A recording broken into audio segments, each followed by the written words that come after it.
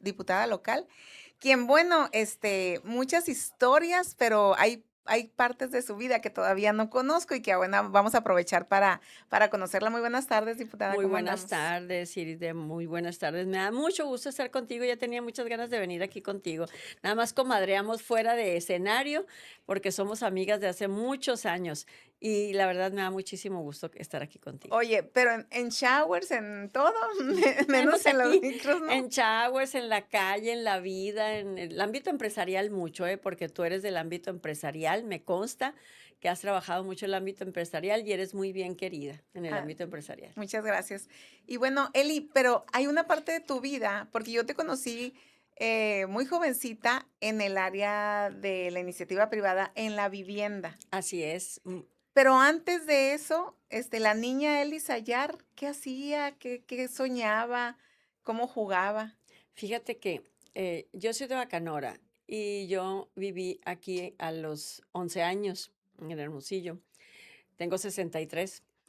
Y desde muy pequeña a mí me incentivaba mi abuelo, para sacarme los primeros lugares en el salón de aprovechamiento. Que iba a entender en ese momento, pero él me fomentaba, con una moneda de plata. Entonces, cada año que yo me sacaba el primer lugar, que fueron los 6 años, me regalaba una moneda de plata. Ahorita pregúntame dónde están, no sé, ¿verdad? Ay, no me digas eso. No sé, me queda una nada más, las demás no supe. Y cuando estuve en sexto año, fui con el presidente de la república porque fui la mejor alumna del estado de Sonora. Entonces, yo creo que traes esa inquietud de siempre de una superación, siempre de estar, por encima, pero al mismo tiempo yo siempre, por ejemplo, ahí en Bacanora, en la iglesia, yo recogía la limosna, me gustaba estar en todo, o sea, así como que me metí en todo. Y tengo mis abuelos muy altruistas. A mí, en la casa de mis abuelos, llegaban unas bandejas de leche y me mandaban a mí entregarla. Entonces, pero me mandaban con alguien que trabajaba ahí en la casa, pero en lugar de mandar a la persona, me mandaban a mí con esa persona. Es como Tú la eras educación. la representante. La educación. Entonces, ahí voy con un baldecito chiquito, con unos cieguitos, con gente muy humilde que vivía a las afueras del pueblo. Entonces, creo que desde ahí empecé yo a fomentar el altruismo. Y mi mamá también, mi mamá siempre estuvo, siempre yo andaba en secundaria llevándole comida, llevándole ropa, llevándole un mueble, llevándole a alguien a personas que necesitaban. Mis hijos hicieron exactamente lo mismo que yo. Yo recuerdo mis hijos en la universidad, de repente José Alberto no llegaba y no tenía celular en aquel entonces. Me decía, mamá, es que veníamos de la universidad, salimos y pasamos por el Hospital General y había mucha gente afuera ahí y no había cenado. Nos fuimos al Walmart, compramos los juguitos, nos regresamos con panes y juguitos para la gente. Entonces, de repente iba a visita, me decía, mamá, voy con Maribel, hoy su esposa, y regresaba y me decía: "Mamá, hicimos ahora 100 huevos". 100 huevos, lo hicimos rollitos taquitos y los llevamos a unos viejitos. Hasta la fecha tienen 12 años adoptado una colonia de puros viejitos en una invasión, que a los viejitos ya les tienen paneles solares, para los abaniquitos, siempre están pendientes de ellos, les llevan croquetas para los perritos, porque tienen muchos perritos los viejitos, les llevan su alimento, etcétera. Entonces, mis hijos, o sea, como que ahí va la cadena, pues, familiar. Entonces, El mis hijos, el ejemplo. ejemplo, exactamente. Entonces, el altruismo siempre se me dio. Entré yo en la parte cuando me conociste muy jovencita. Pero espérame, no vayas todavía para allá. Es que veo el qué visionario tu abuelo, pues, ¿no? Pero a ver, Bacanora, hace algunos años, y donde nos educaban para quédate en tu casa. Ajá. A ti no te educaron así. Sí, yo tengo 63 años y yo la educación que recibí era supérate, nunca fue quedarme, nunca fue, mm, pues para que formes una familia y te quedes. Sí formé mi familia, pero y tengo mis hijos, pero sin embargo, paralelo, yo hice una vida profesional, pero el incentivo fue mi abuelo, ¿eh? Ujú. Y en ese caso, papá y mamá, ¿qué ejemplo te daban? También, mi papá era agricultor, de la costa de Hermosillo, había un campo y la verdad, ellos siempre Él siempre muy trabajador. Mi mamá, ama de casa 100%, muy dedicada a la iglesia. Fue 10 años coordinadora del catecismo y mi papá siempre en el campo. Entonces yo estaba en la prepa en el Soria, me acuerdo que todos rentábamos un camión y nos íbamos al campo porque enfrente estaban las dunas de la playa de Punta Ay, Baja. guau. Entonces, nos íbamos al campo y en las dunas, ya andamos en las motos y demás. Entonces, viví una etapa muy padre porque combinaba mucho, y siempre he combinado mucho la parte familiar. Siempre ha sido para mí la parte familiar algo muy, muy importante. Fui hija única, mi mamá fue hija única también, por problemas de salud. Mi abuela tuvo abortos como unos 10 que no se retenían porque antes no había los tratamientos. Mi mamá tampoco pudo tener, nada más a mí. Entonces, eh, pues siempre para mí existió ese pequeño deseo de tener más gente a mi alrededor, ¿no? Entonces yo soy muy feliz con la gente y la verdad, a mí me mueve mucho en las colonias y siempre me ha movido mucho en las colonias la gente. O sea, yo llego a una colonia y llego y me siento en la banqueta y me dan café y me siento en la banqueta y tomamos Sí, café, o de hecho, sea, yo te decía en una de las veces que te acompañé que no te enfadas de tanta gente, porque bueno, uno anda en la calle todo el día, pues llega un momento en que dices tú, basta, y tú no, tú lo ¿no? disfrutas. Lo disfruto mucho. Los sábados, por ejemplo, me voy, ahora hace poquito un sábado me fui a una colonia y era como una cerradita, puros adultos mayores, y ya sacó una vecina sacó el café, la otra sacó coyotas, y ya nos sentamos ahí a platicar, o sea, a platicar, no voy con cámaras, no voy con nada, o sea, es darles la vuelta y es platicar. En las granjas tengo muchos, les digo, tengo muchos niños, son puros adultos mayores que les llevo pañales y también ya los conozco. Obviamente llego y de repente, pues, ya don Francisco ya se me fue, doña fulanita ya se me fue, por lo mismo adultos mayores, pues, veo de todo, veo muchas injusticias, a veces entre las familias, y es de ahí donde también han salido mis iniciativas, que ahorita vamos a platicar de Sí, ellas. ahorita platicamos de eso. Y bueno, ¿cómo decides tu carrera? Llegas a Hermosillo y el impacto del cambio de de pueblo a ciudad te cambió, te movió. No, porque estaba yo mucho Ah, ibas tiempo, y iba venías. y venía, o sea, Ujú. mucho mucho tiempo aquí. Y y de hecho, estuve los últimos 3 años, estuve sola, con mi abuela en Bacanora, y mis papás estaban aquí. Entonces, siempre estaba aquí, o sea, no había diferencia, pues, no fue como llegar y conocer, o sea, siempre aquí, iba a los raspados del Patty Queen que estaban aquí por las Rosales, me acuerdo cuando llegó el Zaro con su primera pizza. Uy, sí. Entonces, o sea, siempre estuve aquí, pues, ¿no? No fue así realmente un cambio. Estuve en el Lux, en la secundaria, después estuve en la prepa en el Soria y entré bueno, yo quería entrar, yo me iba a ir de intercambio y no pude, porque resulta que cuando yo iba a estar en Estados Unidos, cumplía los 18 años allá, antes de irme. Entonces ya no pude, no me fui de intercambio y de repente mis amigas se fueron de intercambio y yo, ¿para dónde agarro? Y ya la Unison, que era la carrera que yo quería, pues ya había empezado la Unison y me quedaba la uno. Y en la uno había 4 carreras: comunicación, psicología, contabilidad y administración. Entonces, esta no me gusta, esta tampoco, esta, pues comunicación. Y entré a comunicación y estuve en la Unison en En la comunicación, uno. en la uno. Y luego mis amigos fue cuando estaba Samuel Ocaña, es cuando hicieron la huelga de Ay, ¿te hambre. tocó a ti eso? Pero no me tocó a mí, me tocó a mis compañeros, a Miriam Pompa, La Rosy, Yossi Robles. la Yossi Robles, todos. Entonces hicieron, inclusive María Dolores estuvo en Radio Sonora en aquel entonces. Yo hice mi servicio social en Radio Sonora, hicieron la huelga de hambre para ahí, con Samuel Ocaña, para que abrir las carreras. Entonces, porque de repente la Universidad del Noroeste, la uno que estábamos por la Cerdán, se queda todos sin alumnos. Entonces se quedaron nada más los que estaban becados.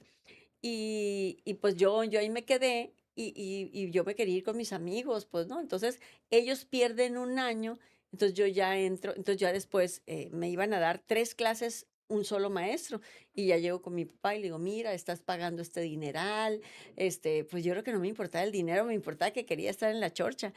Y le digo, estás pagando este dineral y demás, y bueno.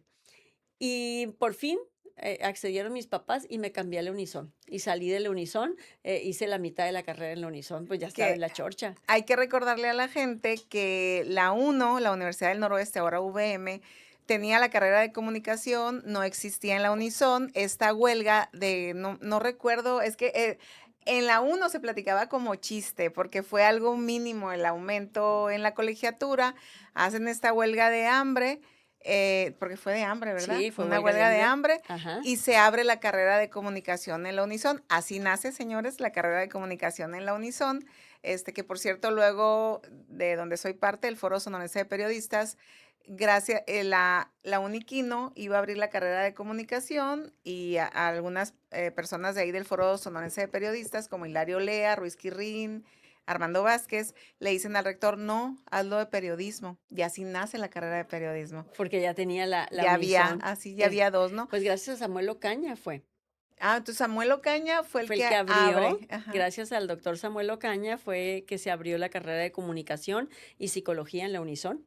Gracias a Ok. Samuel Era Ocaña. junto, comunicación. Bueno, fueron las dos al mismo tiempo porque la presión social de Ah, estudiantes en ese momento eran por las dos carreras. ok. Entonces, yo ahí no me metí en esa situación, yo estaba muy al margen, nunca me ha gustado las polémicas mucho. Sí lucho por muchas cosas, pero no así de esa manera. Pero me acuerdo que encabezaba Miriam Pompa en ese entonces. Y yo fui de la Unison, fui la segunda generación. La primera generación, pues fue el Jorge Estupiñán, el Pepe Peralta, ellos, Uy. en que en paz descanse el Pepe.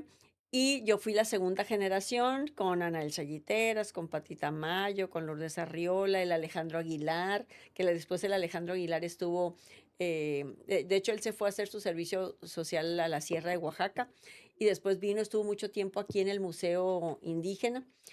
Y después en la tercera generación viene la Pinky y así Mira. sucesivamente, ajá, Wow. exactamente. Y bueno, sales de la carrera, no necesitaste, por lo que me has platicado, no necesitaste trabajar ninguna vez. No, sí, mi carrera yo la hice trabajando y estudiando, ¿Ah, sí? siempre, ¿Por qué?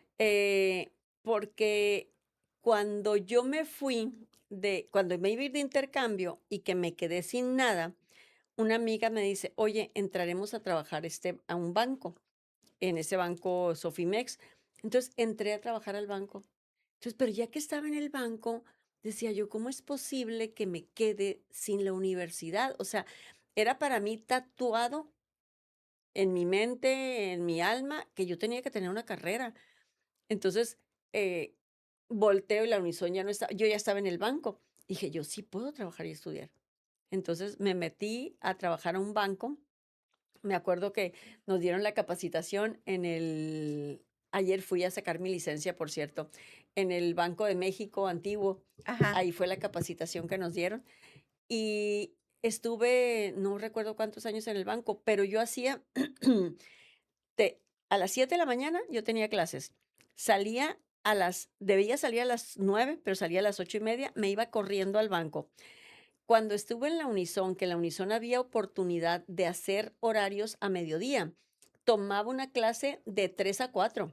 Entonces comía en el carro, o sea, yo iba comiendo en el carro, yo me atrevía a comprar carro, o sea, en realidad trabajé para pagar mi carro porque ganaba 11,000 pesos mensuales y la mensualidad de mi carro era de 10,000. De Entonces, aquellos de aquellos pesos, entonces. ¿no? Entonces, pues en realidad en mi casa me ayudaban a pagar ciertas cosas. Pero yo ya tenía mi carro. Y entonces me iba corriendo a la Unison, comía en el camino y me regresaba otra vez al banco en la tarde. Entonces, mi carrera toda la hice trabajando y estudiando. Entonces, para mí el trabajar 7/24 nunca ha sido problema. Es más, mi problema es cuando estoy desocupada, porque me entra una angustia así como que no estoy haciendo nada. O sea, ahorita te voy a platicar qué Ay, fue lo que me pasó cuando entré a la diputación. como gente de pueblo, ¿no? Porque mi mamá sí nos educó, y ahorita yo estoy en un tema de, a ver, Irisdea, siéntate y piensa. No te ¿no? enseñaron a descansar, No ¿verdad? nos enseñaron a No, descansar no, y es una lucha interna así es. muy fuerte. No sé si toda la gente de los pueblos o criadas por gente de pueblos somos así, pero es un tema de que siéntate y piensa y planea y luego vamos a hacer las cosas. Pero, y ha sido un tema hasta de salud. Sí, y te sientes mal, o sea, de repente, por ejemplo, vas a decir que es simple, pero yo no puedo ver televisión en el día. O sea, es como un tabú para mí ver televisión en el día, es como estoy perdiendo el tiempo. O sea, como que la televisión es en la noche, ya que no tengo nada que hacer, ya que no está nada abierto, ni puedo atender, ni puedo trabajar, es cuando puedo ver televisión. O el sábado, en la tarde, o el domingo. Entonces, eso es un tabú que yo traigo que está mal.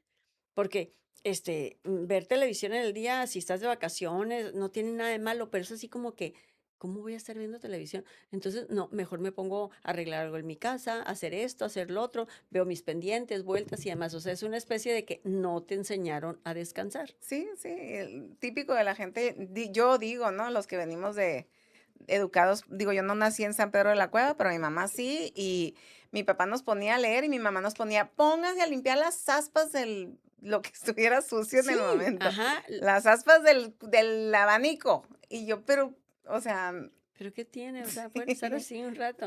sí, No, pero no, no. no. Sí, no, o sea, y soy de las que tiene que estar todo acomodado y todo por colores y todo estructurado, o sea, Obsesiva compulsiva, mi amiga, ¿no? un poquito. Entonces, pues esa fue mi etapa de terminé la carrera, muy contenta, terminé la carrera me salí del banco y entré, fíjate, entré bueno, para esto, mi suegro era amigo de don Fortino León. Pero ya te habías casado. No, todavía Ah, no. el novio, pues. Ajá, mi suegro andaba de novia. Era muy amigo de don Fortino León. Entonces, mijita, terminaste la carrera en algo de comunicación. Pues era Canal 6. Entonces llego y todo el mundo me pregunta, ¿a qué vienes? ¿A qué vienes? ¿A qué vienes? Y yo, ¿por qué todo el mundo me pregunta a qué vengo? Y luego ya estoy para pasar con el director y también, ¿a qué vienes? ¿A qué vienes? Entonces llega Juan Manuel Sayar, mi primo, que estaba también en comunicación. Me dice, prima, ¿qué estás haciendo aquí? Pues es que me mandó el papá de mi novio para platicar con don Fortino y demás. Oye, le digo, primo, ¿por qué todo el mundo me pregunta que si a qué vengo? Es que acaba de haber movimientos, me dice. Y era cambio, a lo mejor fue cambio de gobernador, no sé, no recuerdo. Me dice, hubo cambios, entonces todo el mundo teme que el que va entrando le va a quitar el trabajo. Ya no volví, amiga. Platiqué con don Fortino, había un programa con los niños y demás y todo de producción, porque dentro de la carrera, con el Che, no sé si conociste al Che, Yo quien también es, soy egresada de la uno. bueno, el Che hizo, nos dio cine y, ¿qué más? Cine y televisión. Entonces hicimos una radionovela que se llama La Pitallita en Radio Sonora, se pasaba. Entonces, pues y luego después la hicimos telenovela dentro de las materias que teníamos. Y Cuando los estudiantes sí podían estar en la radio y la televisión del Unison, porque bueno, ahora no pueden. no, en la de Unisón no ¿No? estábamos, ¿En era Radio dónde? Sonora. Ah, Radio En Sonora. Radio Ah, Sonora, okey, no, okey. nunca nos dejaron entrar. A la O Unisón, sea, todavía. no, bueno, a mí nunca me dejaron entrar, ni a la radio, nada de la universidad. No entiendo eso, ¿eh? Yo Cómo el tampoco. sindicato se apropió de la radio y la televisión y los alumnos no. Ajá, no entiendo, pero nunca nos permitió, es más, no los conocí y duré los años en la carrera. Entonces, cuando entró, dije yo, televisión, había un programa para niños y que la producción y todo, y me gustó, pero no me gustó el ambiente. Yo creo que desde pequeña he sido así como que no conflictos, no problemas con la gente ni con nada. Sí, mi carácter es de empuje, mi carácter es fuerte de empuje, pero no de problemas, no de ese tipo de problemas. Entonces ya no volví. Después una amiga me invita a trabajar a Fiesta Americana, entro a Fiesta Americana, de ahí me fui a la Nissan, ¿Pero qué estuve hacías en Fiesta en Americana? Fiesta Americana, estábamos en el área de eventos. El área de eventos, fíjate, yo creo que desde ahí ya traía la parte empresarial, el área de eventos empresarial. Mm. Entonces era crear eventos para que fueran las reuniones, las juntas y demás. No era bodas, no era nada, era puro empresarial. Luz María Cesaretti, estábamos ella y yo en esa área y estaba Diana, no me acuerdo cómo se apellida, Gaby Tapia, estábamos Fíjate, ahí. el primer evento empresarial que yo estuve como parte de fue una noche de casino que organizó Marco Salvador Hernández con gente de Las Vegas. No sé si te tocó a ti esa No, parte, no me tocó. pero yo dije, o sea, ¿estos son eventos empresariales? Sí, Ajá. y nos trajimos de Las Vegas. Fue la primera noche de casino que yo creo que hubo aquí en Hermosillo. Wow, Y ahí se en el la Fiesta trajo Americana. Marcos ahí en el Fiesta Americana. En el Fiesta Americana. No, no me tocó. Después del Fiesta Americana, ahí conocí unos ejecutivos de un banco y me fui al banco de subgerente. Y duré buen rato en la subgerencia del banco. Y después empecé, de ahí, duré buen rato. Y de ahí empezó, se fusionó ese banco con Serfín y te daban la oportunidad y te decían, ¿quieren que te liquide o quieres continuar en Serfín? Tenía yo una oportunidad de unos condominios de ventas y me llamaba mucho la atención porque, bueno, ya me había casado y mi hijo Felipe, el más grande, nació enfermito, que duró 12 años enfermo. Y entonces necesitaba yo un espacio más tranquilo. Entonces la venta de casas era la que me daba un espacio de acuerdo a, pero siempre es así, cuando estaba en los carros tenía que ser la que ganara el primer lugar en ventas de ese mes. Mm, Competitiva. Sí, pues entonces, o sea, yo me molesto conmigo misma porque no, me tengo que ganar ahora la televisión y luego eran los video, ¿cómo se llama que metías un cassette?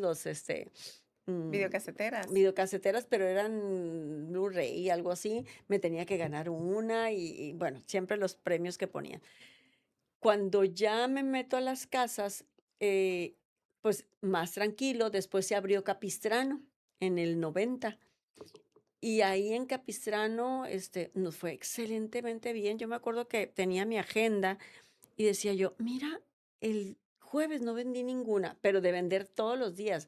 Se vendió la primera sección, la segunda, la tercera, O sea, y todos los días vendías una todos casa. los días vendía una casa. Guau. Todos los días decía yo, ay, el jueves no vendí ninguna. Me fue muy bien, excelente en las casas. Pues ahí estuve buen tiempo por la etapa de mi hijo que tenía que ir al doctor fuera de la ciudad, a México y demás. Mm, Y de ahí duré 20 años con el mismo corporativo, con la misma empresa. Duré 20 años y Canadevi, Aurora García de León y Ricardo Llanes me propusieron que me fuera a la gerencia, a la dirección de la cámara. Estaba la empresa pasando por una etapa, ¿te acuerdas cuando fue las Sofomes, las Sofoles, las financieras pasaron su casita, la Metrofinanciera pasaron por una etapa muy difícil y Del 94 al 96 podría ser, no, fue o... como en el 2006. Ah, ya acá, No, fue en el 2000, entre el 6 y el 9. Entre el 6 y el 9, entre una etapa de crisis financiera hipotecaria. Los bancos cerraron los créditos, las hipotecarias tronaron, muchos de los terrenos estaban hipotecados por esas hipotecarias, entonces ya los terrenos no se podían mover, entonces pues hubo un bajón totalmente y ya ahí pues realmente la empresa fue despidiendo, el caso es que quedamos dos personas de 100 que éramos, luego 60, luego 40, y ya llevamos todo eso y ya le dije, ¿sabes qué? Yo me tengo que ir, o sea, me tengo que ir porque a veces pasado un mes y no nos podían pagar porque no había dinero para pagarnos. Mm, pero sin embargo, cuando tienes una lealtad, ahí estás. O sea, Ujú. yo estuve hasta el último momento, me pagaran o no me pagaran, en ese momento sentía una lealtad por la empresa. Y de ahí cuando ya me ofrecieron irme a Canadevi, pues consideré que era el momento. Yo si hubiera tenido la oportunidad de seguir en la empresa, que hubiera continuado todo normal, hubiera seguido. Pero me cambié por esa situación y fue cuando entré a la Cámara Nacional de la Vivienda Pero y ya existía. ya existía, Canadevi ya existía. De hecho, como yo representaba el corporativo donde estaba, yo ya había sido 2 veces vicepresidente de la Cámara, porque yo era la representante legal ante Canadevi del corporativo. Entonces, Canadevi era mi ambiente, era mi ámbito. Yo participaba en Agua de Hermosillo, participaba en todo lo que teníamos que ver con reuniones de trámites, de tramitología. Yo participaba en todo. Entonces, había sido 2 veces vicepresidenta. Conocía toda la temática y el funcionamiento. Y me propone, oye, Eli, sale el gerente, el director que estaba anteriormente, entonces me proponen entrar a mí. Y dije yo, bueno, yo creo que es una buena oportunidad, conozco todo perfectamente bien, estoy en comisiones. La Expocasa yo la organizaba desde el 2004. Yo empecé con la Expocasa, o sea, fue una creación mía la Expocasa y ya tenía desde el 2004, estábamos en el 2009, yo con la Expocasa cada año mejor, mejor, mejor, mejor, más grande. Entonces el 2009 ya entré a la Cámara y me quedé en la Cámara 6 años. Pero fíjate qué curioso, porque yo recuerdo en aquella época que alguien me pidió de que, oye, entrevístala, porque mira que no sé qué. Eras la primera mujer en Ujú, una cámara empresarial, la primera. porque no existían. No, Después, o más o menos, Margarita Proto, creo que también, antes o después, no me en acuerdo Canacintra, de, no, Canirac. en Canidad que está Margarita, Ajá. fue después, Ujú. después. Pero prácticamente tú fuiste la primera mujer que representaba, porque no se usaba en aquel tiempo, ¿verdad? No, no, no. Pues el ámbito, hasta la fecha, te puedo decir que el ámbito empresarial en la construcción de vivienda es meramente de hombres, es meramente de hombres, o sea, todavía es de hombres. Y de repente en las reuniones, pero ahí tienes que hacer valer Tu conocimiento. tu conocimiento y yo creo que el trabajo mata todo. Y aparte del trabajo, tienes que hacerte valer, o sea, tienes que levantar la voz y decir aquí voy yo. Y que si hacíamos conferencias y demás, y yo tenía un tema muy bien, decían, bueno, ¿quién va a dar este tema? Yo. ¿Tú? Sí, yo voy a dar ese tema. Entonces, ¿por qué? Porque tienes, o sea, no basta solamente con el trabajo, sino que tú tienes que esforzarte y levantar la mano y prácticamente mm, no exigir de mala manera, sino exigir diciendo yo voy. Entonces, lo hice en su momento y creé un espacio para la mujer ahí dentro de la Cámara, que de hecho, por ejemplo, Aurora García León, dueña de una constructora muy exitosa, Aurora, y creo que también ella fue punta de lanza de las mujeres ahí en Canadevi. Sí, la verdad es que a Aurora García de León, mis respetos, Sí, es una porque finísima. además me encanta cuando innova y lo hace de una manera arriesgada, pues, ¿no? Que no Sí, lo he visto en ningún hombre, aquí. no, no. El hombre es como más tradicional y Aurora se ha arriesgado con proyectos, con proyectos que son de talla internacional, que se han visto en otros países, y lo hace ella aquí, como Bosco, por ejemplo, que no sé si ya has Sí, ido a sí, sí, Bosco, o sea, es un proyecto que lo hizo Aurora y no se ha replicado, ¿no? no se ha replicado. Ni lo que ha hecho en Nogales, ni lo que ha hecho para jóvenes aquí. ¿Qué digo? Yo tengo ahí mis temas de que no lo promueven como deberían, pero bueno, ese es otro tema, Ese ¿no? es otro tema, exactamente. Pero bueno, fíjate, con todo este bagaje, cuando tú entras, tu primer puesto en el gobierno fue en Cobes. Sí, estando en la cámara, fíjate que estando en la cámara, bueno, yo tenía 20 años en el corporativo, 6 años en la cámara, tenía 26 años. Cada administración de gobierno proponíamos, es más, la misma presentación ya la teníamos para los 2 partidos en ese momento. Y siempre pedíamos que nos pusieran a alguien que entendiera de vivienda. Y decía, porque siempre nos ponían a alguien que conocía muy bien de caballos, de vacas, de pescados, de otras cosas, y preparados, pero no en vivienda. Entonces el aprendizaje pues es lento y obviamente se alientan muchas cosas. Hoy no dependen tantas cosas de Cobes como en aquel entonces. Era como que regía Cobes la industria de la vivienda.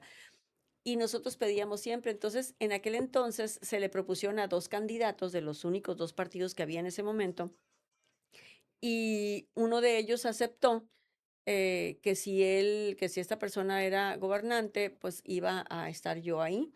Y me dice una amiga: "No creas, Eli, en los políticos". Entonces, ¿cuál fue mi sorpresa? Que estando yo en Huatulco, en una convención nacional de vivienda, me hablan y me dicen: "Eli, vienes en el gabinete de vivienda". Entonces dije yo, bueno, sí creo. Estaba yo en una conferencia, por cierto, la estaba dando Murat, Alejandro Murat, que Ah, era mira. director nacional del Infonavit. Estábamos en Oaxaca, en Huatulco. Y de ahí me vine muy contenta porque dije, bueno, sí es cierto. Y la verdad se cumplió. Y estuve los 6 años en Cobes. Obviamente, cuando entras de la iniciativa privada y entras a gobierno, para empezar, yo no conocía prácticamente a nadie de gobierno, no conocía a nadie de la política, no conocía de partidos, o sea, votaba de acuerdo a la persona. Si alguien Ujú. era amigo de mi familia o conocido y demás, oye, vota por este, pues voto por este o voto por el otro. O sea, no había una militancia. Mm, Cuando entro, pues obviamente entré con toda la parte empresarial, 100%. A ver, ¿cómo que vamos a salir a las 3 de la tarde? No, ¿y en la tarde cómo? No, vamos a salir a las 2, voy a hacer una guardia de 2 a 3 y volvemos a entrar de 4 a 6. Y al ratito, sindicalizados, o sea, a ver, ¿saben qué? Vamos a trabajar el miércoles, es aniversario de Álvaro Obregón, pero pues me parte la semana porque la gente que de obra anda afuera. Entonces, ¿qué les parece que les doy el día, pero individual? Pídeme un viernes o pídeme un lunes para que hagas sábado, domingo y lunes, por ejemplo, ¿no?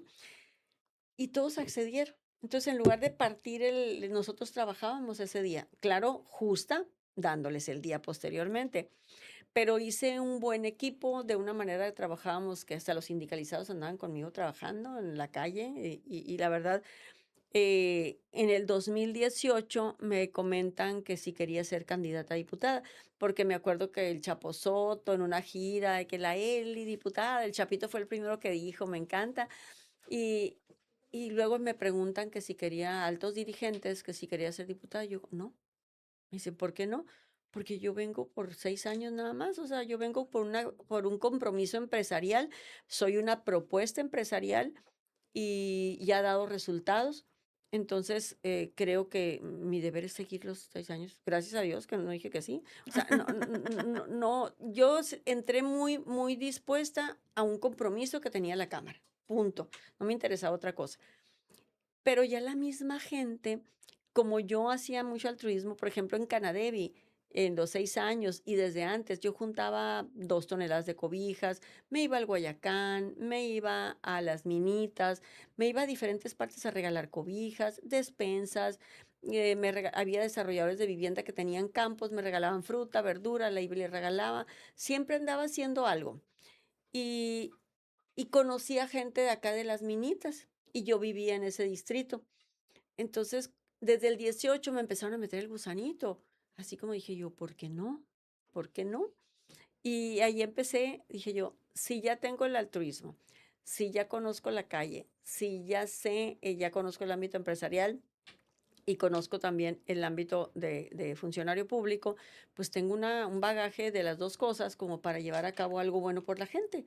Porque bueno, hay un tema, ¿no? Y tú lo manejaste. Cuando vienes de la iniciativa privada y te topas con la burocracia, que hay empresas también burocráticas, ¿verdad? Pero pensamos más práctico. Pero cuando te topas con la burocracia dices, ay Dios, o sea, aquí se van todos nuestros impuestos en el tiempo perdido. Ujú. Y tú variaste eso, lo cambiaste. Cambié, cambié, cambié horarios, cambié maneras de trabajar. Que, eh, por ejemplo, a mí lo que yo recuerdo como un exitazo fue los cuartos rosas. ajá, Que a mí me exactamente. parecía fabuloso, que no sé si le dieron seguimiento para ver si realmente era para proteger a las niñas, pero el hecho de que no vivieran hacinadas niñas, pues ya era una gran ventaja. Claro, me acuerdo una niña que se le hizo el cuarto en un municipio de la sierra y después la visité y era una niña con síndrome de Down y dice su mamá, ella es su cuarto, pidió televisión en Navidad, eso fue su regalo. La niña tenía alrededor de 16 años y dice, ella está en su cuarto y ella le pone llave a su cuarto y nadie puede entrar. Entonces, esa niña se protegía.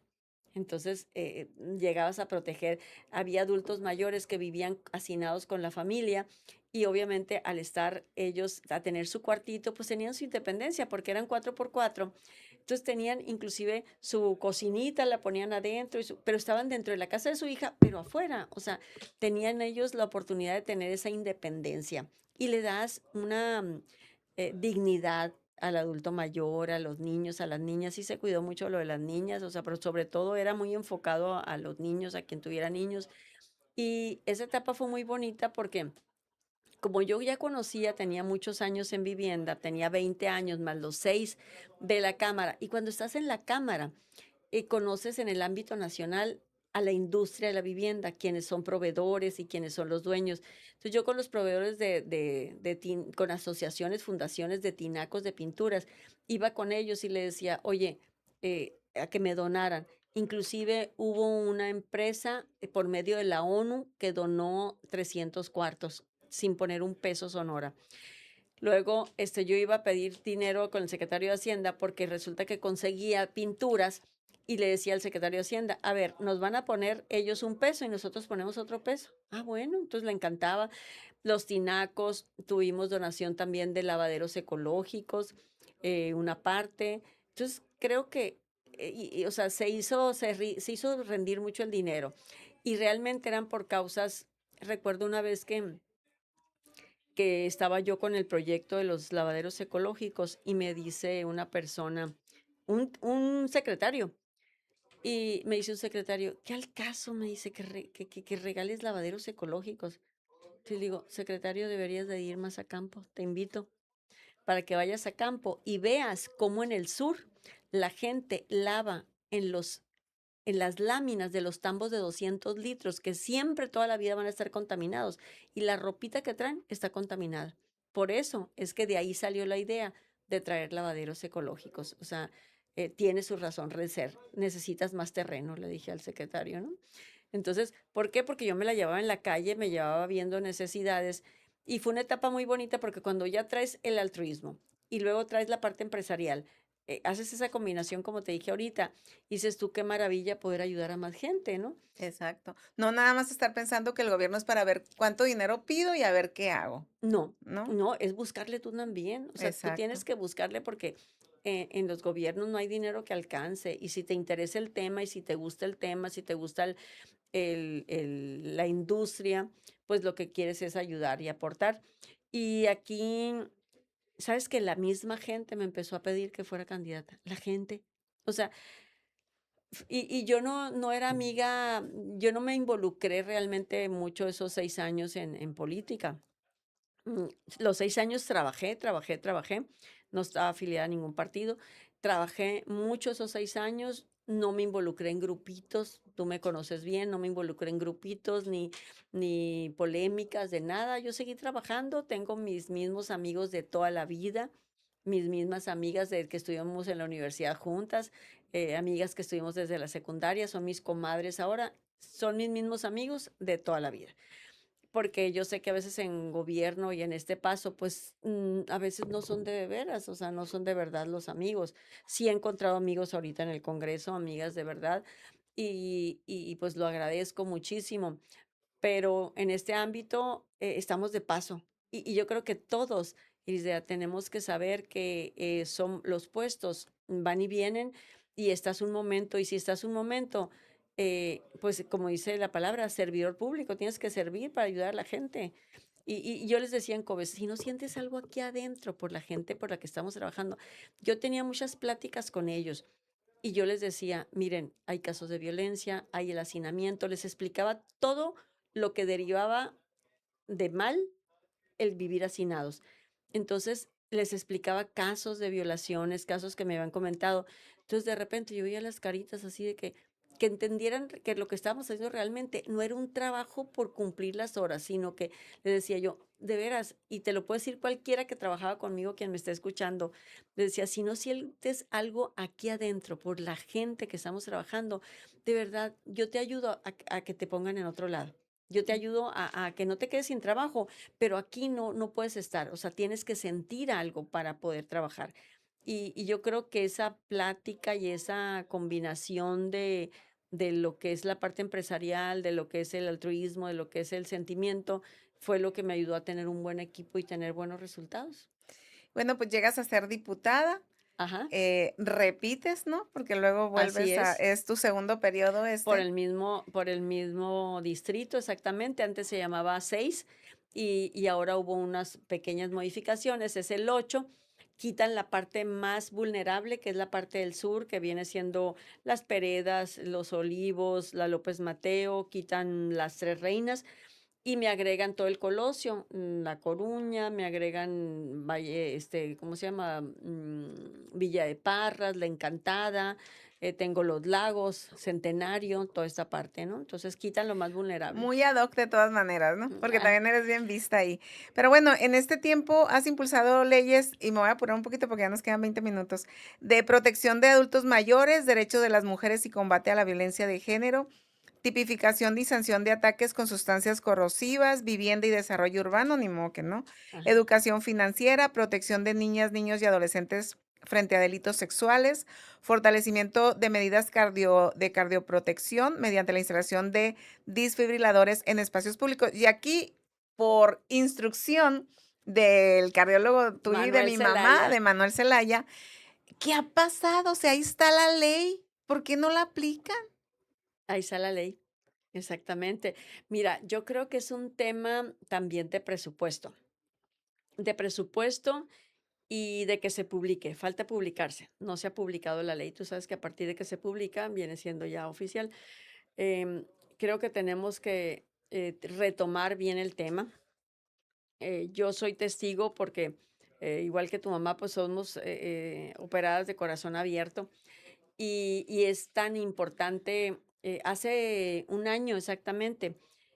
Bueno, a mí se me murió una comadre en mis brazos, de que le dio un infarto y estaba viendo una película en su casa y la verdad no la pudimos resucitar. O sea, yo dándole RCP porque por la enfermedad de mi hijo, que duró 12 años la enfermedad, gracias a Dios ya está muy bien, está esperando un bebé, tiene 3 Ay, meses de guau. embarazado.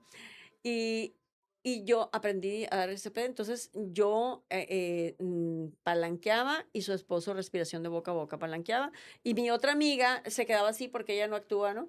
Entonces no la pudimos salvar. Que si hubiera habido un Desfibrilar. desfibrilador cerca en la caseta, porque también es una educación que tenemos que llevar a los sectores particulares, donde pueden ellos, las personas que viven en una cerrada, pueden hacer una cooperación, no son tan caros y tú puedes tener un desfibrilador en la caseta.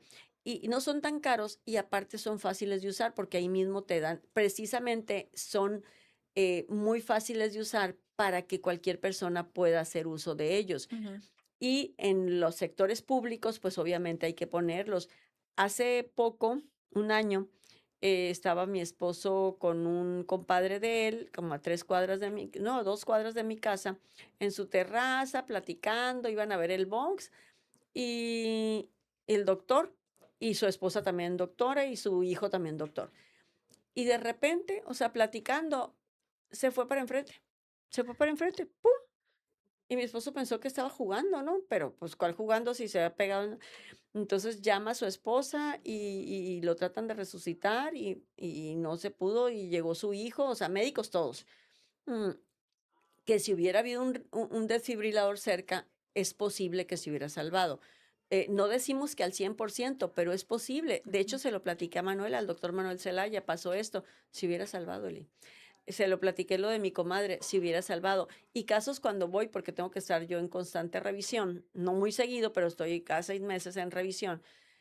Y comentamos de casos que han pasado, que de un gimnasio, que esto, que el Que la otro, niña en la que la alberca, niña en la alberca. Entonces, en los clubs, en los gimnasios, en los centros en el comerciales, cine. en el cine, o sea, debe haber, o sea, debe haber desfibriladores y también el manejo de nosotros mediante los medios de comunicación, mediante ustedes, hacer del conocimiento, porque pues hay algunas fundaciones que me ha tocado que nos acompañan para dar el RCP, para dar instrucciones y llevan sus maniquís, pero no es suficiente, o sea, No el acabamos. RCP no acabamos, o sea, es como el RCP te ayuda en cierta parte, pero el desfibrilador Es el que te salva la vida, ¿no? exactamente Y es el que bueno, tenemos el caso de Adán Tadeo, que pues su hijo murió. Él fue el impulsor de la ley.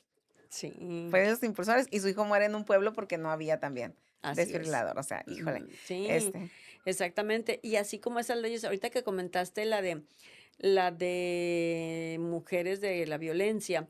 Fíjate, Dirisdea, que un día me encuentro en una colonia y me dice una señora, oiga, yo necesito que haya leyes, me dice, porque no me puedo divorciar. Entonces, ¿cómo que no se puede divorciar? No me puedo casar. Eh, y ahí me explican, cosa que no sabía, a lo mejor no lo sabías tú, resulta que en Sonora las mujeres teníamos que esperarnos 300 días para volverte a casar. Te divorcias y tienes que esperar un año. Antes lo tenías que hacer, Ah, ok. exactamente. Ahorita ya no. No, porque metí esa ley. Entonces, ¿por qué? Claro que si te amparabas y pagabas un médico para comprobar y, o sea, comprobabas que no estabas embarazada, porque antes no había la manera de la paternidad de demostrarla o era muy cara. Entonces, ahorita cualquier laboratorio tiene la prueba de paternidad y me dice la señora, lo que pasa es que yo me divorcié, tenía mucho tiempo yo con mi pareja, me divorcié, pero no me puedo volver a casar y mi expareja, como no estoy casada, me violenta, va y me casi me tumba la puerta, me hace escenas, o sea, me hostiga. Entonces, no es nada más, o sea, si estamos en una sala y nos divorciamos, una pareja, él en la misma sala del registro civil se puede ir a casar y yo no podía. Yo tenía que esperarme 300 días. O sea, los hombres sí, las mujeres no. ¿Así? Ajá. Entonces, ahora te puedes divorciar y en el mismo momento te puedes volver a casar por esa ley. Entonces, ¿cómo es importante que andes en terreno, que acudas en Okey. terreno, que realmente sepas lo que necesita la gente? Los diputados no debemos de ser diputados de escritorio. Somos para hacer leyes, estamos para hacer leyes, pero tiene que ser en función de lo que necesita la ciudadanía y aparte irte actualizando. Hay muchas leyes que por la tecnología ya están obsoletas, entonces hay que actualizar esas leyes. Y hoy en día, ya te puedes divorciar y te puedes casar el mismo día. Y no es porque la gente quiera casarse luego, luego, es para protección como esa señora, por Ajá. O de ejemplo. tus hijos, ¿no? Exactamente. Hemos visto cómo gente joven o bueno, todos estamos expuestos también a la violencia, te pueden matar y te quedas sin nada o te Sí, quedas sin una protección. sí. El tema de la protección de niñas, niños y adolescentes frente a delitos sexuales, ¿de qué trata esta ley? Fíjate, esa ley, ¿O cómo Irisdea, nace? es muy triste. Nace, es cosa que yo tampoco sabía, nace que una persona me aborda, esposa de un empresario, ex esposa ya, me aborda y me comenta, fíjate que mi esposo violó a mi hija, violó a mi hijo cuando estaban pequeños. No lo supe yo, no me lo comentaron. Su hijo no se lo comentó y su hija no se acordaba. O sea, se bloquea. A veces cuando tenemos un acto muy fuerte en nuestra vida lo bloqueamos, sea el que sea, accidente o ese tipo de violencia. Pero estalló todo cuando él violó al nieto. Y estamos hablando de un empresario que tú lo conoces perfectamente bien, y lo conoce la ciudadanía. No puedo decir el nombre porque estaría yo levantando un falso etcétera, por procesos. Entonces, cuando me dice esto, me dice, fueron mis hijos, se da el caso y el niño empieza a decir lo del abuelo y cómo lo había tocado y qué había hecho. Salud. qué lo, gracias, qué es lo que había hecho. Entonces, la hija empieza a recordar Le detonó y eso. va a terapia y le dice, mamá, yo fui violada por mi papá. El hijo, cuando se destapa eso, el hijo le dice, yo nunca me olvidé, pero no te lo quise decir, mamá. Entonces, ella va y acude a las autoridades y ¿qué pasa? Ya había prescrito. Pero el del nieto, ¿no? Bueno, ese es un proceso que no podemos hablar ahorita. Entonces, es un proceso que ya tendría que seguir. Entonces, eh, cuando me dice eso, ya sabes que tenemos asesores en el Congreso de iniciativas y le digo, a ver, licenciado, ayúdame a investigar esto. Nos sentamos con magistrados, con jueces, con quienes imparten la justicia. Para ellos, Iris, es una impotencia enorme tener a la gente, tener a los mayores, porque ya son mayores, y porque prescribió, dicen ellos, no tenemos las herramientas legales para condenar. Estamos viendo la situación. ¿Qué pruebas presentas cuando ha pasado mucho tiempo? Verás qué triste es. Lamentablemente, siempre pensamos que las cosas se hacen en lo oscurito cuando están solos los niños, pero siempre, siempre, dicho por ellos, los que les llegan los casos, hay un testigo. Hay un testigo que sabe de oído, de vista y está callado. Lamentablemente, ¿sabes quién es el mayor testigo? La mamá. Qué triste, Sí, ¿verdad? sí, La mamá, un hermanito mayor, un hermanito menor, una tía por ahí. Entonces, resulta que cuando todo estaba listo, pues llegaban y ya había prescrito. Entonces, ahora, con esta nueva ley, no es retroactiva, pero sin embargo, si ya estaba a punto de vencer los 10 años, o unos eran más, otros eran menos, pues ya lo puedes hacer. Y no nada más, Irisdea, es el acto sexual de penetración. Viene el hostigamiento sexual, viene la pornografía infantil, que esa ya estaba tipificada, el que no prescribía. Viene actos indebidos que le pide un adulto a un niño de poses, de bailables, vienen tocamientos del adulto hacia el menor, vienen tocamientos que le pide el adulto al menor que le haga al mayor. Entonces, son situaciones que puede ser el abuelo y de los casos viene siendo el 90% que sucede en la familia, sí, en el círculo cercano. El día de ayer me encuentro, fui a una consulta médica y me dice una doctora, Eli, escuché de tu iniciativa. Yo hice mi servicio social en el DIF de aquí de Hermosillo hace muchos años. Me dice, y ya me llegaban los casos. Y la mamá, o sea, me llegaba el caso del niño violado. Entonces yo, señoras, ¿lo violó? Sí, lo violó mi esposo. Denúncielo. No puedo. ¿Por qué no puede? Pues porque él nos mantiene, él es el que trabaja en la casa. Entonces, si la mamá, imagínate, tiene una dependencia del papá para no denunciar lo que le está pasando a su hijo. Y luego llegaban otras y a veces la mamá se enojaba con la hija de 13 años, es que tú andas así y andas desnuda y para mm, que te vea tu papá. nos falta educación, nos falta Sí, mucha conciencia. entonces a los niños pequeños, cuando hay una violación a su cuerpo de cualquier manera, el niño tiene una dependencia. Si la tiene la mamá, con más razón la tiene el niño. Entonces, el niño no puede por la dependencia alimentaria, de hogar, de vestido, de todo. Cuando llega una etapa que está más grande y que las situaciones se dan, porque a veces no se acomodan, lo que nos comentaban los jueces, magistrados, ministerios públicos, a veces no se acomodan de que la tía pueda declarar, de que la mamá ya se separó del esposo. Se tienen que dar, cada caso se tiene que dar la situación para que pueda Pero, denunciar. Eli, ¿que no, por ejemplo, DIF podría actuar en esos momentos? Oye, violaron a este niño, inmediatamente lo resguardas. La mamá, este, ahí son situaciones muy diferentes, cada caso es diferente. La mamá puede negarlo totalmente, puede decir que fue otra persona, amenazan al niño, fue una persona que entró a tu casa y no vi quién era, porque la mamá no va a atestiguar nunca. O sea, sí puedes acreditar que fue una violación, pero vas a decir que fue el lechero y que fue el jardinero que andaba por ahí cerca y nunca vas a reconocer O que sea, el sí papá. necesitamos entonces un acompañamiento psicológico en estos Claro, casos.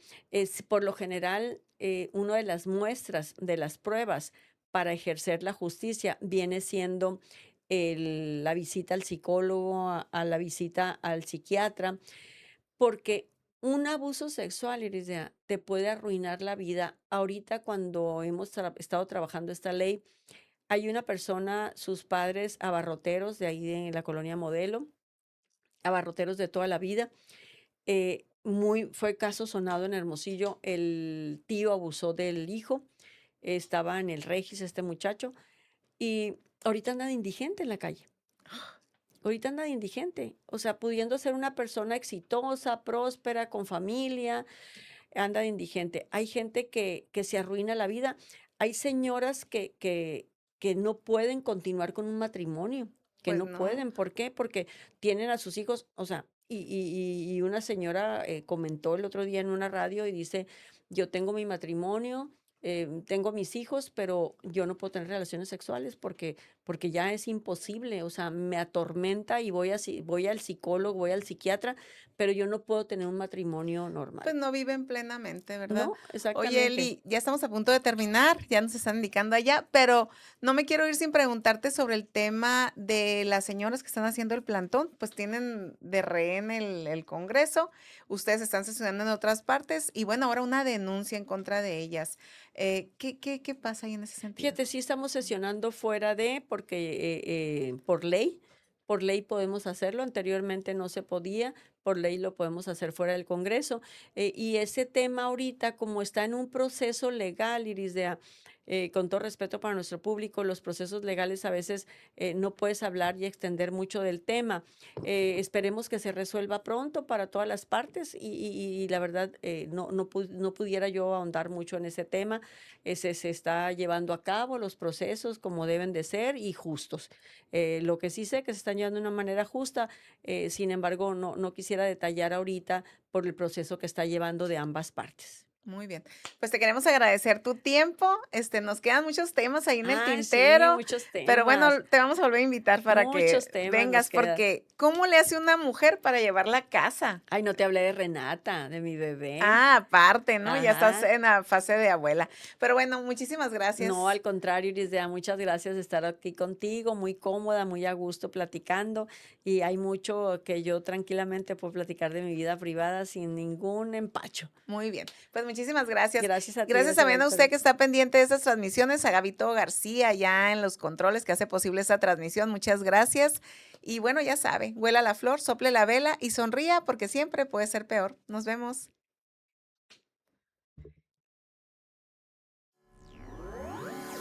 Bienvenidos a su programa Mexicana